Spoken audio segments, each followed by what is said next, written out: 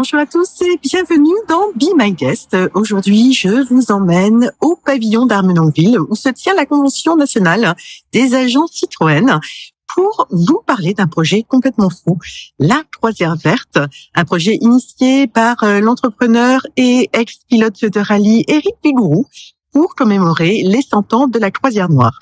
La Croisière verte, c'est 14 000 kilomètres entre Ouarzazate et Le Cap. C'est 4 équipages et c'est 45 km à l'heure puisque ça va se faire dans le véhicule qui se trouve juste derrière moi, voilà, ici. Cette amie Citroën modifiée, pouvoir relever ce défi complètement fou de rouler sur les traces des autochenilles d'André Citroën.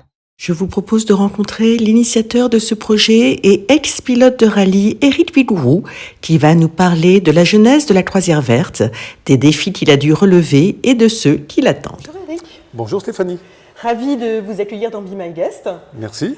Alors d'autant plus que ce que vous allez réaliser, c'est une aventure complètement folle qui m'a tout de suite parlé et qui vient en écho à un live que j'avais fait avec Henri-Jacques Citroën sur son grand-père, André Citroën. C'est la Croisière verte. C'est ça. Alors la Croisière comme verte, votre veste. Je l'ai fait exprès. Alors la Croisière verte, justement, c'est un clin d'œil, c'est plus qu'un clin d'œil, c'est une évocation moderne et environnementale de la Croisière noire qui va fêter ses 100 ans dans quelques jours. Tout à fait. Alors, tout d'abord, j'espère que ce n'est pas une idée complètement folle.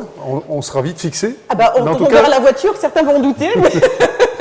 En tout cas, c'est une idée originale, ça j'en suis bien d'accord. Et c'est surtout un très beau projet qui, en fait, a pour objectif de relever le même défi qu'André Citroën il y a 100 ans. Mais au lieu de le faire avec des véhicules à essence comme lui l'avait fait à l'époque pour démontrer les capacités des technologies de son époque, nous on va le faire avec des voitures électriques pour la première fois. Alors des voitures électriques, mais pas n'importe quelle voiture électrique. Parce que là derrière nous, on a un C3 Aircross. C'est pas du tout ce genre de voiture que vous allez utiliser. C'est une amie Citroën. C'est ça. C'est-à-dire cette petite voiture citadine sans permis que des ados conduisent. Oui. Et vous allez faire 14 000 km dans cette voiture. C'est absolument l'idée, tout à fait. Donc on a effectivement retenu la Citroën Ami parce que c'est une voiture qui fait un carton chez les jeunes et nous, notre projet, c'est vraiment de s'adresser aux jeunes, de les inspirer, de leur donner envie de rêver, de voyager avec nous à travers cette expédition qu'on va bientôt réaliser. Et puis aussi parce que la Citroën Ami, c'est un des véhicules électriques les plus légers du marché, donc beaucoup moins gourmand en électricité qu'une voiture électrique conventionnelle. Et c'est super intéressant quand on veut s'attaquer à traverser le continent parce qu'il n'y a pas d'infrastructure électrique partout, il n'y a pas d'électricité partout tout court. Donc il nous fallait un véhicule qui soit à la fois peu gourmand en électricité, facile à modifier. Et c'est certainement avec ce véhicule qu'on aura plus de chances d'y arriver. Alors on va revenir sur ce point, mais déjà parlons quelques mots sur vous. Oui. Donc vous êtes un habitué, j'ai envie de dire, des aventures un peu folles. Vous êtes pilote de rallye raid, vous avez fait plusieurs fois le Paris-Dakar. Tout à fait. Vous êtes un aventurier, vous aimez l'aventure et vous êtes un mordu de Citroën également. Oui, alors c'est une longue histoire, je peux la raconter. Ah mais je vous en prie. Et prendre beaucoup de temps, mais pour résumer un petit peu. Bon, d'abord, je suis originaire d'une petite ville du Massif central qui s'appelle le Puy-en-Velay. C'est là que j'ai grandi, j'ai eu beaucoup de chance de grandir là-bas parce que c'est magnifique. C'est certainement là que j'ai appris à aimer les beaux et grands paysages. Et je suis né dans un contexte automobile, puisque mes parents étaient concessionnaires automobiles au Puy-en-Velay.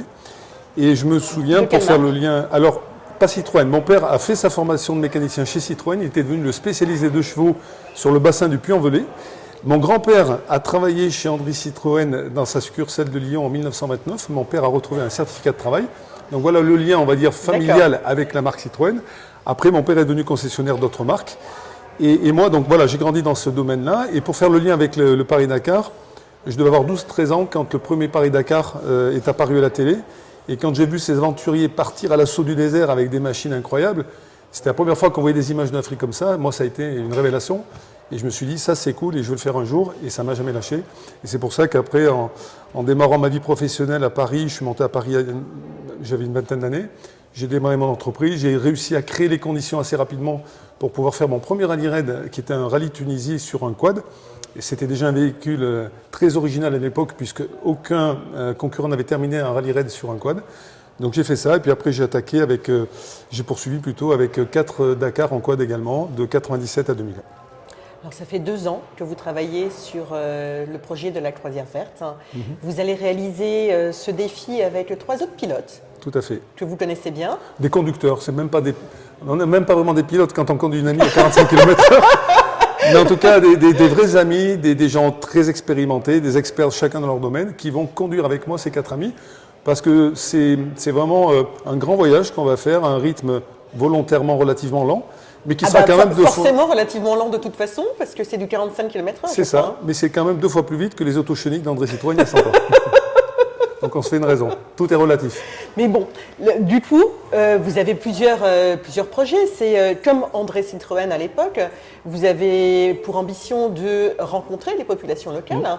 Donc là, à ce rythme-là, ça va aller, vous n'allez pas les rater. Non, normalement, ça devrait bien fonctionner. Alors, pas uniquement les populations, rencontrer les populations pour les rencontrer. Évidemment, on va faire, je pense, de très belles découvertes et on va se régaler de faire ces rencontres en rentrant dans l'intérieur des pays. Oui, parce que vous n'allez pas prendre les routes touristiques. On en prendra quelques-unes oui, de temps en temps parce qu'elles seront très belles, d'autres fois pour des raisons de sécurité. Mais chaque fois que possible, on essaiera de s'écarter des routes pour pouvoir emprunter les pistes. Et je sais, pour l'avoir vécu plusieurs fois, qu'il y a de très très belles pistes en Afrique. Donc voilà, on va rencontrer des populations évidemment, puis on va surtout rencontrer des acteurs de la mobilité durable. Il y a énormément de gens qui s'intéressent et qui travaillent sur ces questions partout en Afrique, dans les différents pays que nous allons traverser. Alors ça, c'est le deuxième volet en fait de votre projet, c'est de montrer que l'Afrique a un vrai potentiel comme producteur d'énergie renouvelable. Alors ça, c'est le deuxième volet. La mobilité durable est une chose. Ensuite, il y a effectivement le volet énergie renouvelable. Et effectivement, c'est un secret pour personne. L'Afrique est le continent le mieux placé sur la planète pour produire des énergies renouvelables et ça a déjà bien commencé. Et d'ailleurs, une façon pour nous de recharger nos batteries va être de visiter un certain nombre de centrales d'énergie renouvelable qui existent, qu'elles soient solaires, éoliennes ou hydrauliques. Et quand on n'aura pas de centrales énergie renouvelable disponibles, on sortira notre centrale mobile pliable qui est constituée de 40 panneaux solaires. D'accord, parce que j'allais vous dire, entre Ouarzazate, votre départ, et l'arrivée au Cap en Afrique du Sud, j'imagine qu'il y a quelques zones blanches dans lesquelles vous n'allez pas avoir d'énergie. Par contre, il y a du soleil. Voilà, il y a du soleil, encore que dans le milieu de l'Afrique, on aura aussi beaucoup de végétation, donc beaucoup de nuages, et on n'aura pas toujours du soleil autant qu'on en voudrait, certainement.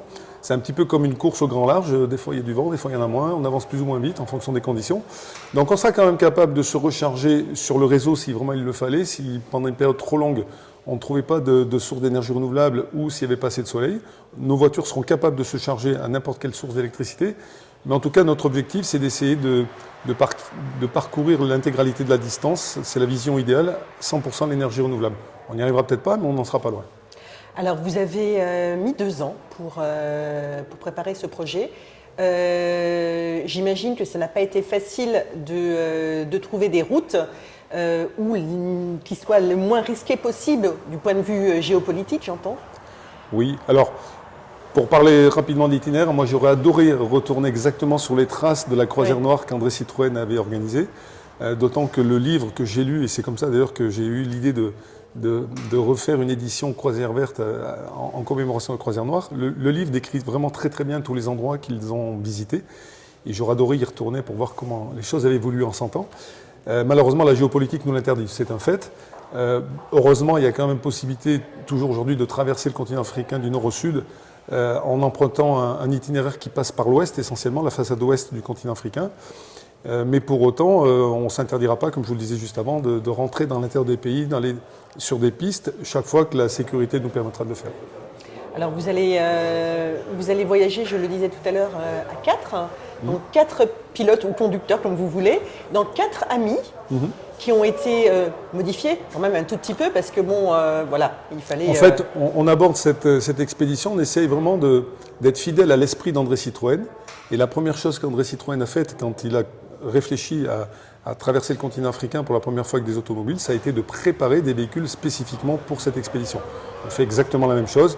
On ne part pas avec des Citroën Ami, parce qu'avec une Citroën Ami, vous ne pouvez même pas descendre un trottoir, j'ai envie de dire. Donc évidemment, on les a préparés, on les a modifiés le moins possible. En tout cas, le look, la proportion, tout est identique. Après, effectivement, on a augmenté un petit peu la garde au sol pour pouvoir justement aller sur les pistes, ce qui veut dire qu'on a utilisé des roues d'un plus grand diamètre, on en parlera tout à l'heure. On a renforcé un petit peu le châssis, les suspensions ont été aussi améliorées, de façon à ce que la voiture soit capable de traverser tous les terrains pour lesquels on l'a préparée. Et pourquoi ce choix de la Citroën Ami? Alors, comme je l'ai dit tout à l'heure, il nous fallait un véhicule léger et c'est très important pour ne pas avoir des besoins énergétiques trop importants, puisque plus la voiture est légère, moins elle consomme d'électricité. Et comme il n'y a pas beaucoup d'infrastructures en Afrique, c'était important d'avoir une voiture qui soit la plus sobre possible en termes de consommation électrique. Et puis la Citroën Ami, d'un point de vue purement technique, c'est un petit châssis tubulaire assez facile à modifier. Donc c'est un peu ce que j'avais l'habitude de faire avec mes voitures de course. Nos voitures de course sont des châssis tubulaires sur lesquels on vient greffer tout un tas d'éléments qui font qu'elles sont performantes notamment. Donc voilà, on a assez facilement trouvé nos repères en récupérant ce véhicule. Et puis d'un point de vue plus marketing image, moi ça m'amusait beaucoup d'utiliser cette voiture un peu à contre-emploi, parce que très clairement elle est faite pour rouler dans les centres-villes, et on la voit le plus souvent dans les centres-villes. Mais on veut aussi démontrer qu'avec un petit véhicule, on peut faire de grandes choses. On n'est pas obligé d'avoir une voiture de 2 tonnes, 2 tonnes et demie, 3 tonnes pour réaliser de grands exploits. Alors, on se trouve ici à la Convention nationale des agents Citroën et DS. Lorsqu'ils sont partenaires, ils vous soutiennent dans cette aventure. Oui. Lorsque vous leur avez présenté le projet, quelle a été leur réaction? Quand vous leur avez dit Citroën Ami, ils vous ont pris pour un fou? Non, j'espère pas. En tout cas, enfin, ils vous ont suivi en tous les cas. Ça viendra peut-être, mais pour le moment non. Mais il y a surtout un agent qui s'appelle Vincent Brunel, qui est extrêmement passionné, qui est un vrai citroëniste, qui a entendu parler de mon projet et tout de suite il s'est rapproché de moi. Il m'a dit, Eric, une telle opération, une telle initiative, on ne peut pas la laisser passer sans être partenaire. Et tous mes collègues agents Citroën vont adorer cette idée, cette histoire. Donc trouvons le moyen de présenter le projet à l'occasion de cette convention, c'est ce qu'on fait aujourd'hui. Et je suis certain que tu auras un soutien unanime de tous les agents. Alors vous avez présenté également le projet à la famille Citroën. Oui. Quelle a été leur réaction? En fait, l'histoire, elle s'est construite en plusieurs temps. La première phase, ça a été de trouver l'idée. Donc en découvrant le livre de la Croisière Noire, je réalise que 2 ans plus tard, c'est le centenaire. Donc là, déjà, l'histoire, elle est là, elle est forte, elle a commencé il y a 100 ans. Ensuite, trouver les équipes techniques, donc mes anciens amis du Rallye Raid, à qui j'ai proposé de construire la plus petite et la plus légère voiture d'expédition au monde. Ils ont décidé de relever le défi avec moi, donc ça c'était les 2 premières briques importantes.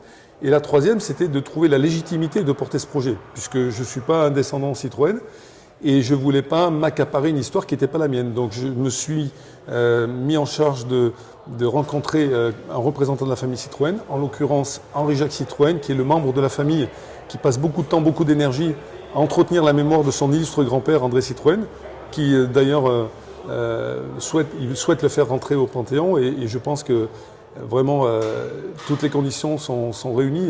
L'histoire d'André Citroën est tellement fantastique, tellement incroyable, tellement extraordinaire que ça paraît assez naturel qu'un jour ça arrive, en tout cas je l'espère, je le souhaite. Et donc voilà, avec le soutien de la famille Citroën et puis celui aussi de la famille Audouin-Dubreuil, très rapidement, Louis Audouin-Dubreuil a été le commandant second de toutes les croisières Citroën et sa fille, qui a 85 ans aujourd'hui, Ariane Audouin-Dubreuil, a récupéré énormément d'archives. Elle a écrit surtout de très beaux ouvrages sur toutes les croisières Citroën. Et elle a aussi décidé de soutenir mon projet. Donc voilà, j'avais avec ces 3 éléments-là, ces 3 briques-là, les fondations pour pouvoir monter mon projet. Eric, vous avez un partenariat également avec le Mondial de l'Auto. C'est d'ailleurs du Mondial de l'Auto que vous allez démarrer cette croisière verte. Donc le 16 octobre, vous allez partir du Mondial avec les 4 véhicules pour faire une traversée de la France jusqu'à Ouarzazate. On a eu l'honneur et le privilège d'être accueillis par le Mondial de l'Auto. C'est quand même une institution, le salon d'auto, puisque je me souviens quand mon père, qui était concessionnaire, montait à Paris, il n'en loupait aucun. Donc être aujourd'hui accueilli par le Mondial de l'Auto, c'est vraiment quelque chose de très fort pour moi. Et on va effectivement quitter le mondial pour ensuite se diriger aux scènes musicales où on est attendu sur un autre événement organisé par un partenaire qui est Équipe Auto. Et on va entamer une descente de la France pour visiter notamment un certain nombre d'agents Citroën. Dont un en particulier. Qui avait accueilli les autos chenilles il y a 100 ans. C'est ça. Donc là, c'est vraiment un moment qui va être très fort. D'ailleurs, Henri-Jacques Citroën va faire le déplacement pour être là aussi, pour vivre ce moment. C'est le garage Malafosse dans le village de Meyruès en Lozère. En plus, j'ai du côté de ma mère des racines lozériennes, donc je suis très attaché à cette étape. Et effectivement, c'est là qu'André Citroën envoyait les autochenilles dans le plus grand secret pour les tester avant de les envoyer sur le terrain des expéditions. Donc c'est la même famille aujourd'hui qui est à la tête de cette agence Citroën. Et je crois qu'il nous réserve un accueil assez exceptionnel et j'ai vraiment hâte. Alors si vous voulez bien Eric, on va aller voir le véhicule parce qu'il est présenté ici à la Convention nationale des agents Citroën. Tout à fait. Donc on va pouvoir admirer cette Ami et voir tous les aménagements techniques que vous avez pu faire. Avec plaisir. Alors effectivement Eric, vu comme ça, c'est une Ami totalement traditionnelle ou presque. Oui. Mais il ne faut pas se fier aux apparences. Vous voyagez léger j'espère. Enfin, je parle de bagages. Léger. Ben là, pour en parler 2 minutes, on aborde ça un peu comme si on faisait une traversée de l'Afrique en moto. On ne peut pas emmener beaucoup plus de choses que sur une moto. À partir du moment où on a décidé d'amener une centrale solaire portable, ce qui est le cas à la place du siège passager. Ah, c'est à la place du siège passager. Oui. D'accord. Ok, on va regarder ça de plus près. Mais alors déjà, au niveau extérieur, est-ce que vous pouvez nous parler des modifications? Alors déjà, sur le plan esthétique, il y a 2 accessoires qui sont remarquables tout de suite. Le petit pare-buff, ça c'est pour le côté un peu expédition et changer le look d'origine de la voiture. Parce que s'il y a vraiment un buff, ça ne va pas servir à grand-chose. Normalement non. C'est plus pour l'impressionner, mais je ne sais pas si ça va marcher. On a les petites grilles de phare, ça peut effectivement rendre service dans la végétation ou autre, ou si on suit des véhicules pour pas casser les phares. Et ce qui est très remarquable aussi, ce sont ces extensions d'ailes, puisqu'on a changé un petit peu le format des roues pour notamment gagner de la garde au sol, avoir une capacité de franchissement un petit peu meilleure. Et on a développé donc ces petits accessoires, ces petits déflecteurs au-dessus des roues. Comme vous pouvez le voir, tout a été allégé, il n'y a plus la vitre d'origine parce que le verre c'est très lourd, il n'y a que le pare-brise, la face avant qui a été conservée. La porte a été vidée de sa structure, vous voyez on a juste mis une structure tubulaire avec un peu de rangement.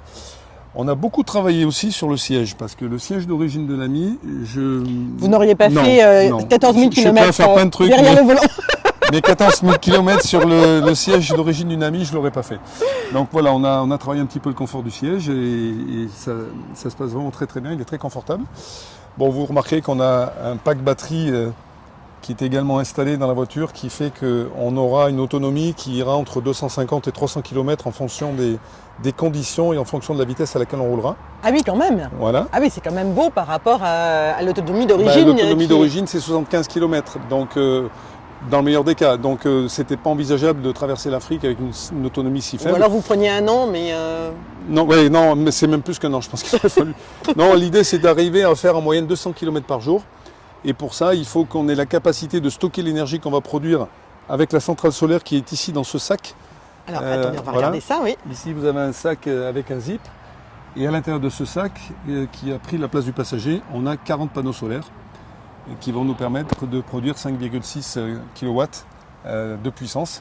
Et ce qui va aussi nous autoriser à charger nos batteries pratiquement complètement chaque jour. Alors, chacune des amies du convoi a ce sac dans la voiture, la place du passager. C'est ça. C'est pour ça qu'il ne reste pas beaucoup de place pour mettre la valise. J'imagine, oui. Bon. Voilà.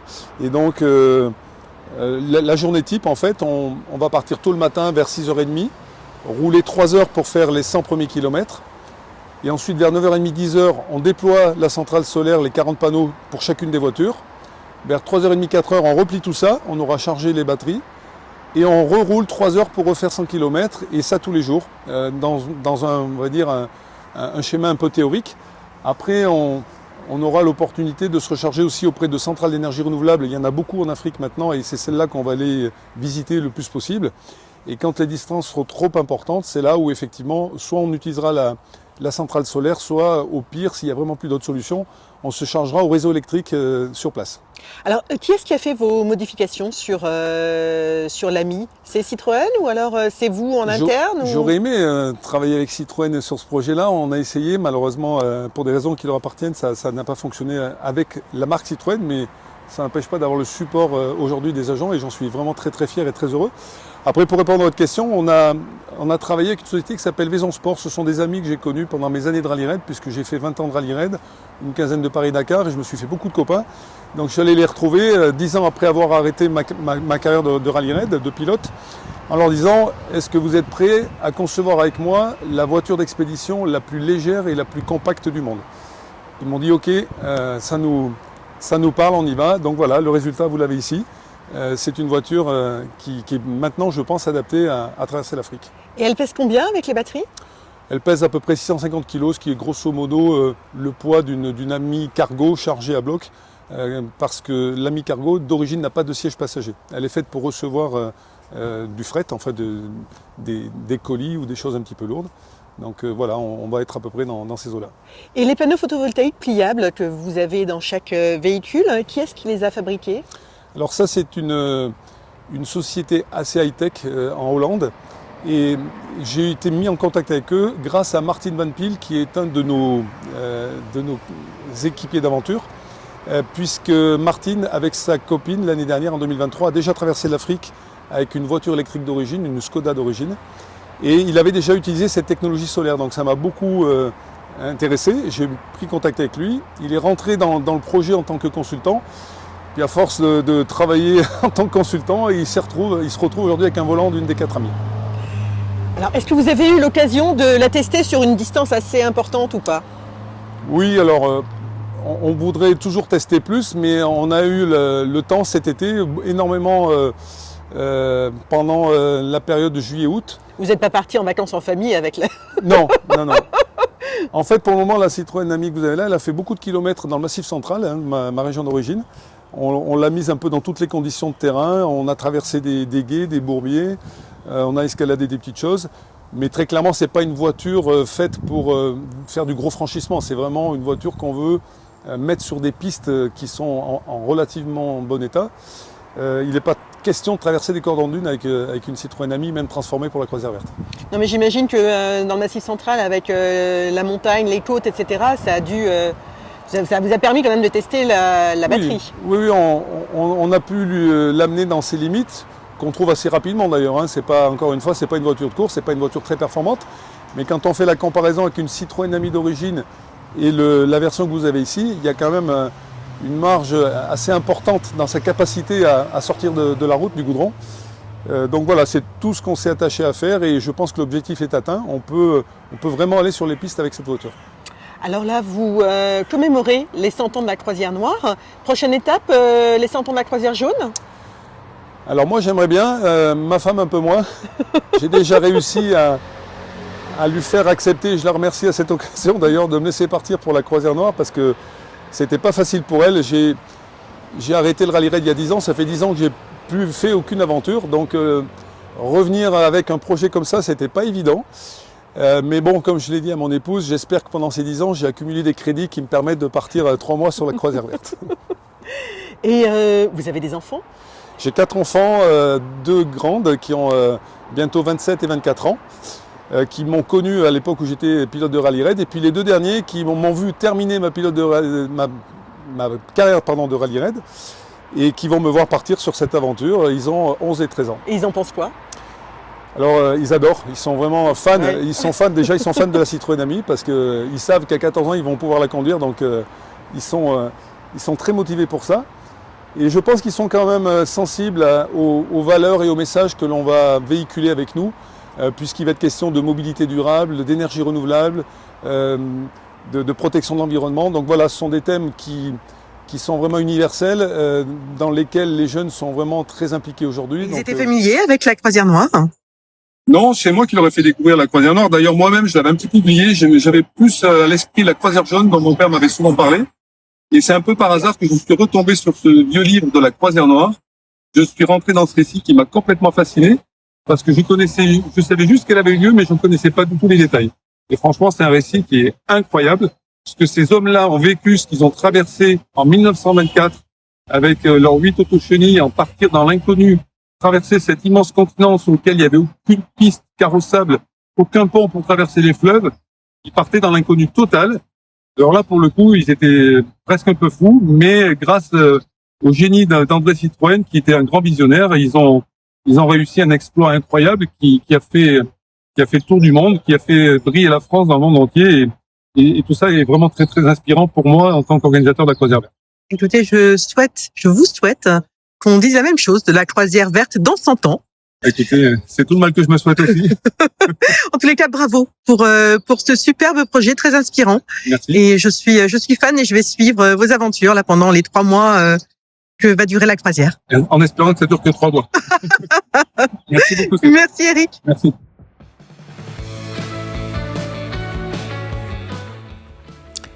Dix jours après la convention nationale des agents Citroën, la croisière verte, qui dispose d'un stand dans le hall 7 du Mondial de l'Auto, se prépare à prendre le départ.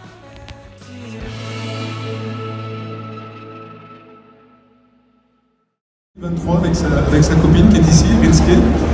Et ils ont réussi cet exploit incroyable d'être les premiers à traverser le continent africain avec une voiture électrique de série, mais qui avait un gros défaut, c'est qu'elle était très lourde, elle pesait 3 tonnes 2. Donc ils ont eu quand même assez de mal à la recharger avec des panneaux solaires, mais en tout cas il a montré qu'il maîtrisait la technologie du solaire et c'est ça qui m'intéressait. C'est pour ça que dès qu'ils sont arrivés, j'ai pris contact avec eux. Martin a commencé en tant que consultant et très vite, très naturellement, on s'est dit que son expédition pouvait aider la nôtre à être meilleure, plus performante. Et voilà, très rapidement, il s'est vu confier un volant. Et je suis très heureux d'avoir Martin dans l'équipe. En plus, il amène un volet international dans notre organisation parce qu'il ne parle pas un mot de français. Ça va changer, je pense, au retour, puisqu'on a essentiellement des Français dans l'équipe. Mais voilà, je suis très, très heureux d'avoir Martin. On a également Alexandre, si tu peux t'approcher. Bon, Alexandre, j'ai presque envie de dire que c'est mon frère, parce qu'on a démarré dans la discipline du rallye raid ensemble.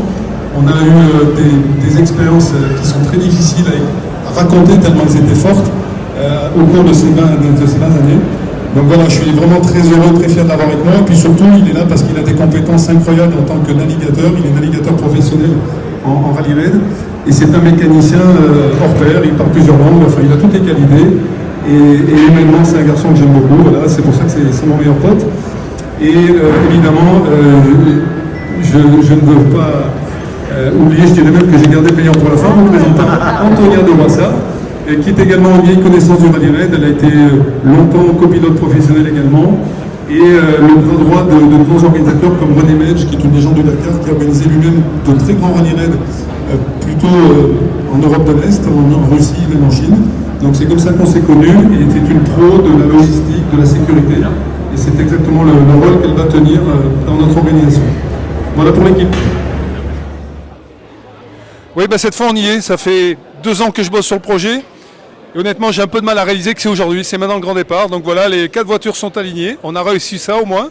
Les 4 voitures plus la moto électrique de notre caméraman qui va nous suivre tout au long de l'Afrique. Et puis on a même mis pour l'exemple un set de panneaux solaires qui vont nous permettre de fabriquer l'électricité dont on va avoir besoin pour faire avancer ces 5 véhicules, y compris la moto. Et puis ici on a reproduit un petit peu le campement qui va être mis en place assez souvent avec un fauteuil qui est extrait de la voiture. C'est pour nous éviter d'amener du matériel de campement supplémentaire. Une petite table très légère, une toile de tente extrêmement légère aussi, très compacte. Et puis comme on a une fille à bord de l'expédition, elle nous a convaincus d'amener une petite cabine pour pouvoir se changer et prendre sa petite douche. Voilà, mais on est là, on est parti et j'espère que la suite va aussi bien se passer que tout ce qui s'est passé jusqu'à maintenant. Un mot à présent d'Henri-Jacques Citroën, le petit-fils d'André Citroën, et d'Ariane Audouin-Dubreuil, la fille de Louis Audouin-Dubreuil, le commandant en second de la Croisière Noire. Alors, je suis trop content d'être là parce que, à l'occasion de la commémoration des 100 ans de la Croisière Noire, qui a été donc la traversée de toute l'Afrique organisée par mon grand-père, avec des autochenilles et des scientifiques parmi les expéditionnaires. C'est une expédition qui a consisté à traverser toute l'Afrique en partant d'Algérie jusqu'en Afrique du Sud.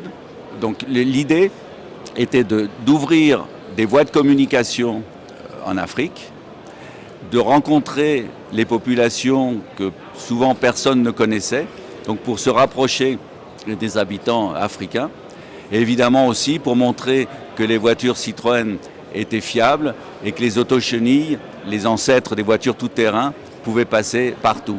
Et ça a été une expédition qui a fait énormément de bruit à l'époque, qui avait déjà une couverture média, et c'était il y a 100 ans. Et donc, en octobre 2024, c'est les 100 ans du départ de la croisière verte, et je me réjouis d'être là et de donner le départ, parce que ça va être l'occasion de montrer ce que sera la mobilité du futur au monde, et en particulier aux populations africaines qu'Éric Vigourou et son équipe va rencontrer. Et je pense que c'est un grand moment, un moment de progrès et un moment qui va faire rayonner Citroën. Voilà, je suis avec toute la famille Citroën, je suis très ému et très touché que Éric Vigourou ait pris l'initiative d'organiser cette expédition, cette croisière verte. C'est lui qui a trouvé tous les financements, c'est lui qui a trouvé aussi les appuis techniques dont il avait besoin pour adapter les voitures. C'est lui qui a tout fait.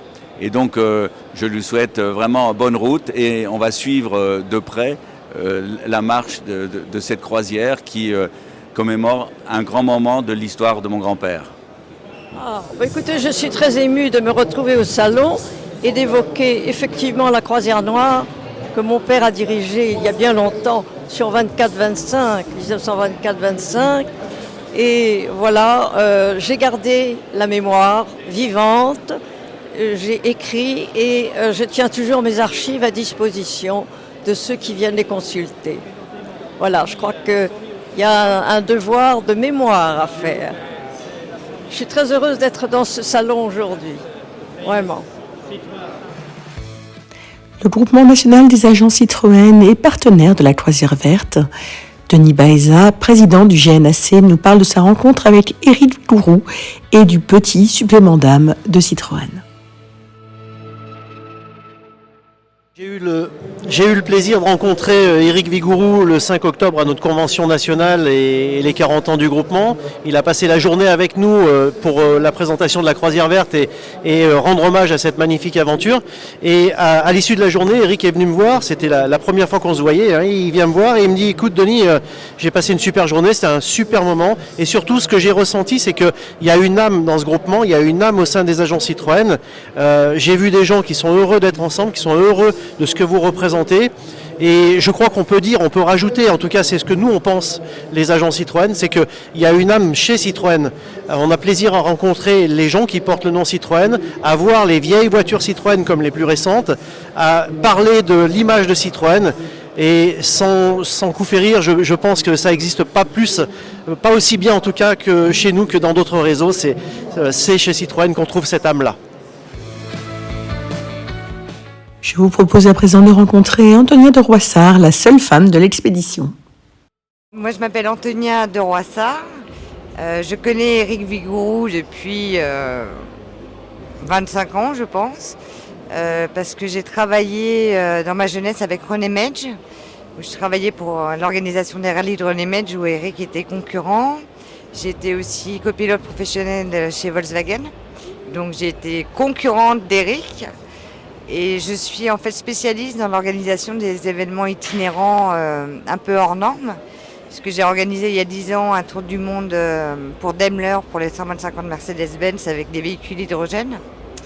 Donc Éric m'a naturellement appelé il y a 1 an et demi pour me parler de ce projet en me disant on va traverser l'Afrique en ami électrique. Alors ma première réaction ça a été non. C'est pour les enfants des gens qui ont un peu d'argent. Qu'est-ce que tu veux qu'on aille faire en Afrique avec ça ? Et en fait, j'ai adhéré au projet parce que moi, j'adore l'aventure, j'adore les organisations qui sont des challenges. J'aime beaucoup l'Afrique puisque j'ai roulé au Dakar en Afrique. Je suis née en Afrique du Sud, où mon père a vécu longtemps. Et je n'ai jamais conduit de voiture électrique. Donc, c'est la première fois que... Comme je ne conçois pas de m'arrêter 1 heure dans une station-service pour charger une voiture, là je pars pour m'arrêter 5 heures avec des panneaux solaires. Comme je suis quelqu'un d'un peu blanc ou noir, le gris c'est pas trop ma couleur.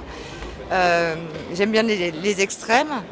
Et là c'est un super challenge. Comme je dis à Éric, si on arrive à atteindre l'Afrique du Sud avec les amis, la prochaine chose qui peut m'arriver c'est de me faire kidnapper par Mike Horn avec un traîneau pour partir au pôle Nord.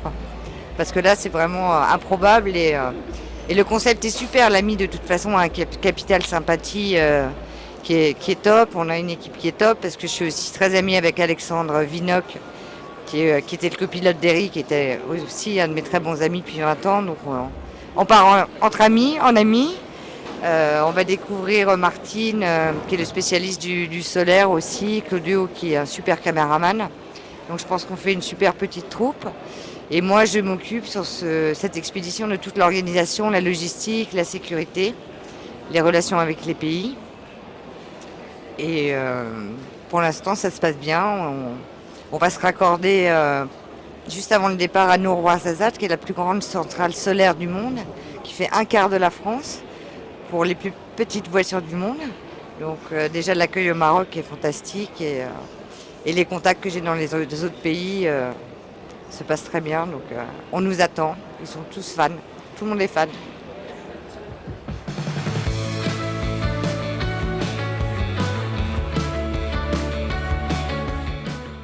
Le Mondial de l'Auto, Equipoto et Mobiliance sont partenaires de la Croisière Verte. C'est en présence de Luc Châtel, président de la PFA, de Claude Cham, président d'Equipoto, et de Xavier Oran, délégué général de Mobiliance, que le convoi d'amis s'apprête à prendre le départ.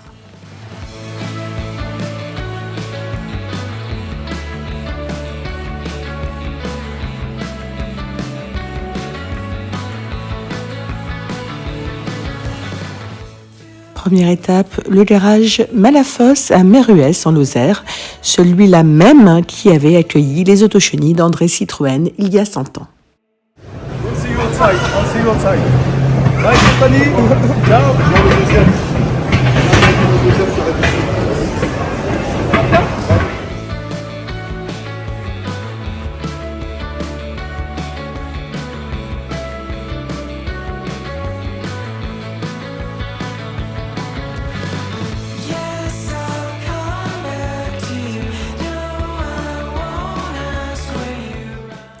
Son Excellence l'ambassadrice d'Angola, Madame Guillermina Prata, et Son Excellence l'ambassadeur du Congo, Monsieur Rodolphe Adada, ont fait le déplacement pour assister au départ du convoi.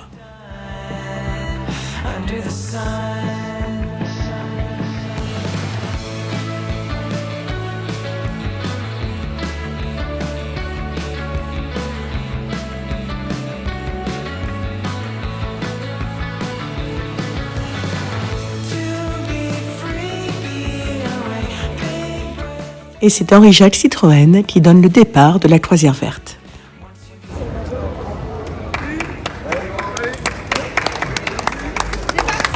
Et c'est le début d'une bien belle aventure technologique, environnementale et humaine qui devrait se terminer en janvier 2025.